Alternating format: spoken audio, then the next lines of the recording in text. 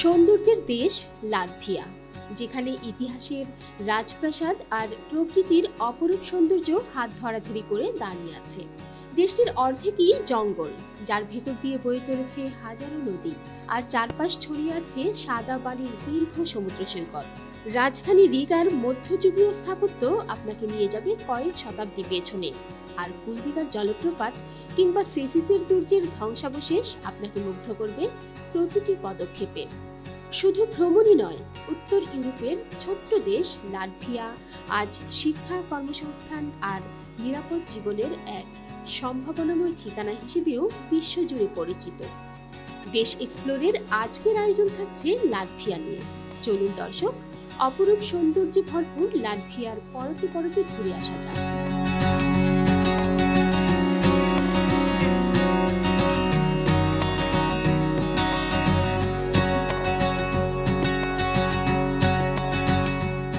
Baltic সাগরের পূর্ব উপকূলে অবস্থিত এই দেশটির বৃহত্তম শহর, প্রধান বন্দর ও রাজধানী হল রিগা। এই দেশে নদী আছে প্রায় 12,000-এর মতো, প্রায় 3,000-এর মতো আছে হ্রদ। কৃষিকাজে উপযোগী মাত্র 25% এলাকা। প্রাচীনকাল থেকে বাল্টিক সাগরের তীরের এই দেশটি ইউরোপীয়দের জন্য ছিল বেশ আকর্ষণীয়। আয়তন বাংলাদেশের চেয়ে অর্ধেকেরও কম, 64,589 বর্গ কিলোমিটার। লোকসংখ্যা 23 লাখের মতো, তাও আবার 4 থেকে 5 লাখের মতো নাগরিক পৃথিবীর নানা দেশে ছড়িয়ে ছিটিয়ে আছে।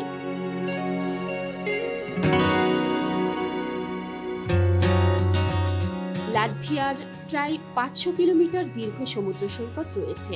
সৈকতটি সুন্দর সাদাবালি এবং পাইন গাছের জন্য বিখ্যাত। লিয়েবাজার শহরে রয়েছে এর বিশাল সমুদ্র সৈকত ও রয়েছে একসময়ের গোপন সামরিক অঞ্চল হিসেবে পরিচিত কারোস্টা, কুলদিগা ও সেসিসের মধ্যযুগীয় দুর্গের ধ্বংসাবশেষ।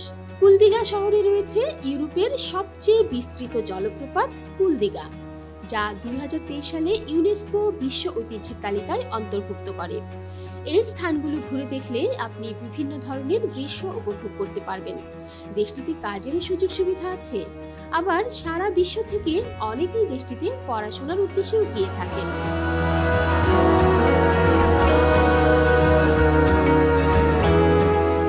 প্রায় 1000 বছর আগে লাটভিয়ার অধিবাসী বাল্টিক উপজাতিরা এখানে বসবাস করত। ধীরে ধীরে এই অঞ্চলের বিভিন্ন সংস্কৃতির মানুষ আসতে শুরু করে, যার মধ্যে জার্মানরাও ছিল। প্রাচীন ইতিহাসে উল্লেখিত ভাইকিং থেকে গ্রিকদের বিখ্যাত রুটটি স্ক্যান্ডিনেভিয়া থেকে লাটভিয়ার অঞ্চলের মধ্য দিয়ে দাউগাভা নদী বরাবর কিভালরুস এবং বাইজেন্টাইন সাম্রাজ্য পর্যন্ত প্রসারিত ছিল। 12 শতকে জার্মান ব্যবসায়ীরা এই অঞ্চলে আসেন। তাদের সাথে আসেন খ্রিস্টান মিশনারিরা। তারা এখানকার পৌত্তলিক, ফিনো-ইউগ্রিক ও বাল্টিক উপজাতিকে খ্রিস্টান ধর্মে রূপান্তর করার চেষ্টা করেন।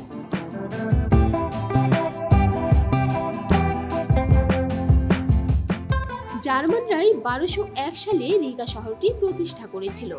এটিকে বাল্টিক সাগরের পূর্ব উপকূলে সবচেয়ে বড় এবং সবচেয়ে শক্তিশালী শহর করে তুলেছিল। 1561 সালে লাটভিয়ান অঞ্চল বিভক্ত করা হয়। 1621 সালে সুইডিশ রাজা লাটভিয়া দখল করে। 1710 সালে সাইডিশদের কাছ থেকে রিগা দখল করে প্রথম পিটার। এই সময় সমগ্র লাটভিয়ান জাতি রাশিয়ান শাসনের অধীনস্থ হয়। 19 শতকের শেষের দিকে লাটভিয়ান অঞ্চল জুড়ে একটি জাতীয় পুনরুজ্জীবনের উত্থান ঘটে। বিশ্ববিদ্যালয় ও অন্যান্য জাতীয় প্রতিষ্ঠানেরও প্রতিষ্ঠা হয়।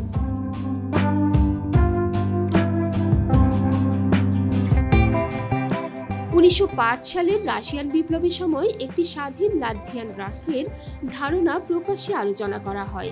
এই সময়ে লাটভিয়ার জনগণের মধ্যে জাতীয়তাবাদের চেতনা বৃদ্ধি পায় এবং তারা নিজেদের একটি আলাদা জাতি হিসেবে পরিচয় দিতে শুরু করে। 1918 সালে স্বাধীনতা অর্জনের পর লাটভিয়া সামাজিক উন্নয়ন, অর্থনীতি, শিল্প ও কৃষিতে উল্লেখযোগ্য অর্জন করেছিল। 1940 সালের 5 আগস্ট লাটভিয়াকে সোভিয়েত ইউনিয়নের অন্তর্ভুক্ত করা হয়। পরের বছর নাৎসি জার্মানি দেশটি দখল করে নেয় এবং 1944 সালে সোভিয়েত রেড আর্মি দেশটি পুনর্দখল করে।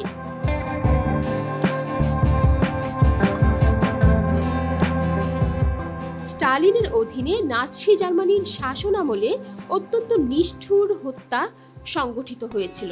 নাৎসিরা এবং তাদের স্থানীয় সহযোগীরা 90,000 লাটভিয়ানকে হত্যা করেছিল, যার মধ্যে 75,000 লাটভিয়ান ইহুদিও ছিল। অন্যদিকে সোভিয়েতরা স্থানীয় সহযোগীদের সহায়তায় 90,000 লাটভিয়ানকে সাইবেরিয়ান গুলাগে নিক্ষেপ করেছিল, যার মধ্যে অনেকেই ফিরে আসেনি, এবং হাজার হাজার লোককে স্থানীয়ভাবে গ্রেফতার করা হয়েছিল, যাদের অনেককেই গুলি করে হত্যা করা হয়েছিল বা নির্যাতন করা হয়েছিল।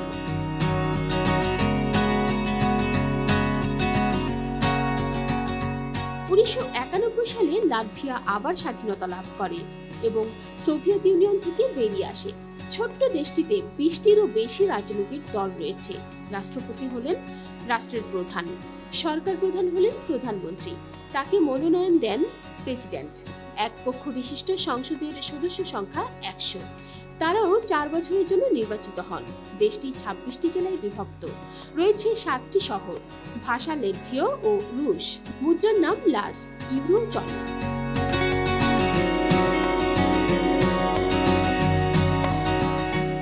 স্বাধীনতার পর থেকে দেশটি শিল্পায়নে উল্লেখযোগ্য অগ্রগতি লাভ করেছে। কাঠ, ইলেকট্রনিক্স, যন্ত্রপাতি এবং রাসায়নিক দ্রব্য লাটভিয়ার প্রধান শিল্পজাত পণ্য। দেশের মোট এলাকার প্রায় 1/3 জুড়ে রয়েছে কৃষি জমি। গম, বার্লি, রাই ও দুগ্ধজাত দ্রব্য লাটভিয়ার প্রধান কৃষিপণ্য। লাটভিয়ার অর্থনীতির একটি গুরুত্বপূর্ণ অংশ হল পরিষেবা খাত। এখানে ব্যাংকিং, পর্যটন ও তথ্য প্রযুক্তি উল্লেখযোগ্য। এর অর্থনীতি মূলত বৈদেশিক বাণিজ্যের উপর নির্ভরশীল। দেশটি যন্ত্রপাতি, কাঠ, ইলেকট্রনিক্স ও রাসায়নিক দ্রব্য রপ্তানি করে এবং পরিশোধিত পেট্রোলিয়াম, যন্ত্রপাতি ও খাদ্য আমদানি করে।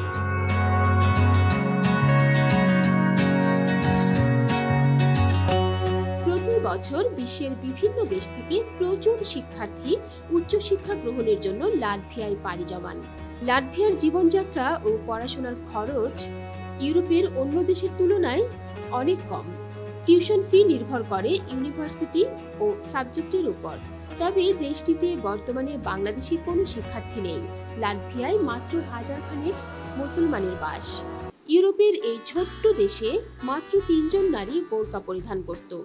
দেশটিতে বোরকা পুরোপুরি নিষিদ্ধ করা হয়েছে। লাটভিয়ার 3 লক্ষ নাগরিকত্বহীন মানুষ রয়েছে।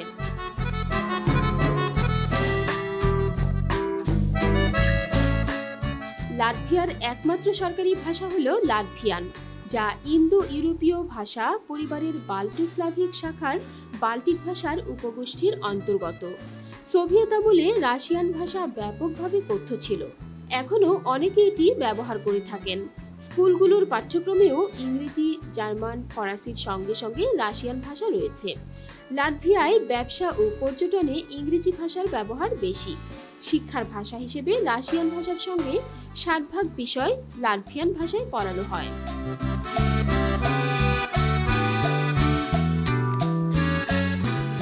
লাটভিয়াতে প্রায় 70টির মতো সংবাদপত্র রুশ ভাষায় প্রকাশিত হয়। এছাড়াও আছে অনেকগুলো রুশ টেলিভিশন চ্যানেল ও বেতার কেন্দ্র। লাটভিয়ার শিক্ষা ব্যবস্থার প্রায় 30% শিক্ষার্থীর শিক্ষার মাধ্যম রুশ ভাষা। রাজধানীতে মুসলিমদের জন্য একটা মসজিদ আছে, তবে নামাজ পড়তে তেমন কেউ আসে না। তাছাড়া দূর থেকে দেখলে চেনার কোনো উপায় নেই এটা মসজিদ।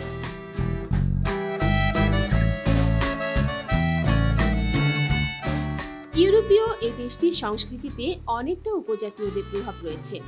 এখানে বিয়ের আগে নিজেদের নিষ্পাপ করে নেয়ার একটি সামাজিক প্রথা প্রচলিত রয়েছে। তারা সামাজিক অনুষ্ঠানের মাধ্যমে নিজেদের সব পাপকে একটি বস্তুর মধ্যে আরোপ করে নিজেদের পবিত্র করে থাকে। বিয়ের আগে একটি আনুষ্ঠানিকতার মাধ্যমে এটি করা হয়। কেউ অসুস্থ হলেও একই পদ্ধতিতে তারা সুস্থ হওয়ারও চেষ্টা করে। তবে বর্তমানে আধুনিকতার বিস্তারে বেশিরভাগ উপজাতীয় আচার এখন বিলুপ্তির পথে।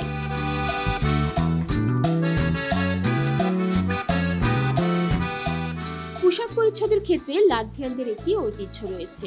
খুব যত্ন করে তারা এই ধারা অব্যাহত রেখেছে। সাধারণত উৎসব আয়োজনে এখানকার অধিবাসীরা বেশ জমকালো পোশাক পরে থাকেন। এছাড়া বিভিন্ন ঋতু ও ভিন্ন ভিন্ন সামাজিক অনুষ্ঠানে ঐতিহ্যগতভাবে এদের পোশাক নির্ধারণ করা থাকে। এসব পোশাক আশাকের বেশিরভাগই রঙিন ও বেশ আকর্ষণীয় হয়ে থাকে।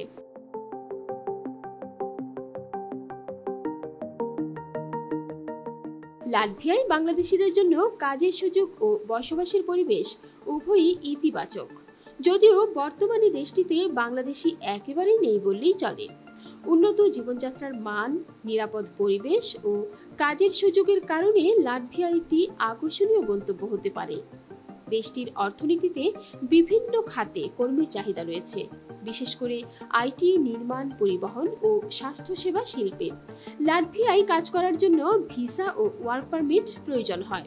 কর্মীর আবেদনপত্র পূরণ করে প্রয়োজনীয় কাগজপত্র সহ লাটভিয়ার দূতাবাস বা কূটনৈতিক মিশনে জমা দিতে হবে।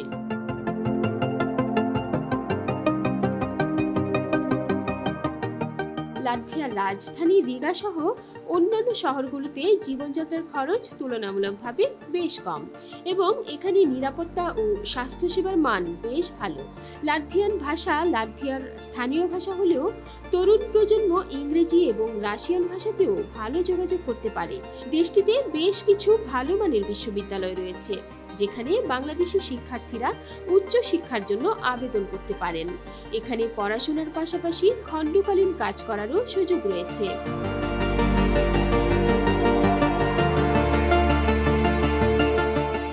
লাটভিয়ার ভিসা প্রক্রিয়াকরণে সাধারণত 5 থেকে 15 দিন সময় লাগে, তবে এটি বিভিন্ন কারণে পরিবর্তনও হতে পারে। লাটভিয়ার সর্বনিম্ন বেতন প্রায় 500 ইউরো। লাটভিয়ার ভিসা বা ওয়ার্ক পারমিট সম্পর্কে আরও বিস্তারিত তথ্যের জন্য দেশটির দূতাবাস ও কনসুলেটের সাথে যোগাযোগ করতে হবে। বাংলাদেশে কোনো লাটভিয়ান দূতাবাস না থাকায় ভিসা নিতে হলে আপনাকে যেতে হবে চীন কিংবা জার্মান অ্যাম্বাসিতে।